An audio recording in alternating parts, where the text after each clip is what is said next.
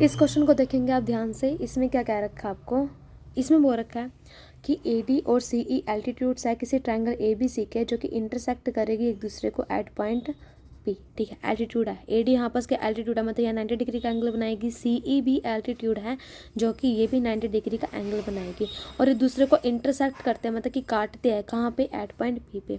तो पहला इसका जो क्वेश्चन बनेगा वो ये है कि इसको आपने सिमिलर प्रूव करके दिखाना है। तो मुझे यही ट्रायंगल लेनी पड़ेगी, मैंने ले ली। तो मुझे पता है ए ई पी और सी डी पी में से एंगल ई और एंगल डी 90 डिग्री का है, कोई दिक्कत। उसके बाद जो ये वाला एंगल और ये वाला एंगल है ये इंटरसेक्ट कर रहे हैं ना, तो ये वर्टिकली अपोजिट एंगल बन जाते हैं। ये एंगल इक्वल आ गया, ये एंगल ए है ये भी ए है, तो ये दोनों ट्रायंगल के आपस में सिमिलर आ गई बाय ए रूल। क्लियर है। अब इसका सेकंड पार्ट लेके चलेंगे जिसमें हमने शॉर्ट आउट करके दिखाना, प्रूफ करके दिखानी ये वाली चीज़। तो मुझे इन दोनों ट्रायंगल को ही लेना पड़ेगा। मैंने इन दोनों ट्रायंगल को ले लिया ए बी डी। अब देखो ए बी डी कहाँ पर है, ए बी डी, ये वाले ट्रायंगल की बात कर रहा है ए बी डी, एक ए ट्रायंगल की, और सी बी ई। इन दोनों ट्रायंगल में बी कॉमन आ रहा है तो मैंने लिख दिया angle B is equal to angle B जो कि कॉमन है।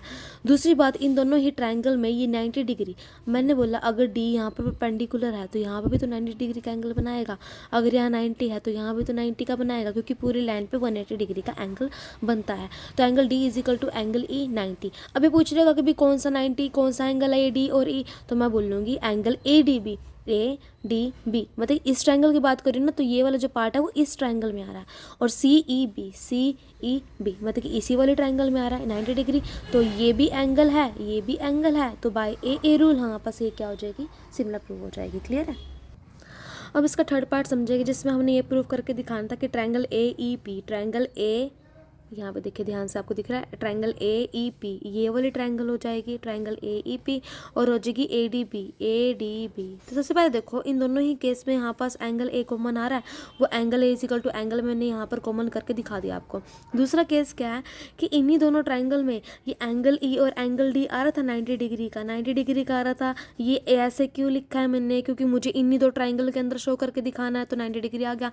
ये ए से आ गया, ये भी एंगल ए है, तो बाय ए रूल से यहाँ पर कह कि दोनों सिमिलर प्रूव हो जाएगी। अब आपको करना है इसका फोर्थ पार्ट। इसमें हमें शो करके दिखाना triangle P D C and B E C.